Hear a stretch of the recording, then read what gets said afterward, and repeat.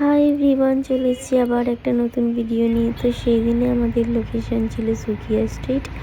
তো এর আগেও বলেছি সুকিয়া স্ট্রিট আমার বাড়ির খুবই কাছে। দেখো আমরা বেরিয়ে পড়েছি আমার লোকেশনের দিকে। তো আজকে ছিল আন্টির মেয়ের রিসেপশন।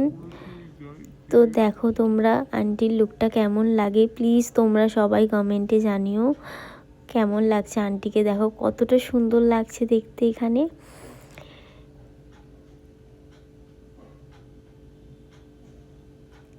তো এটা ছিল হেয়ার স্টাইল।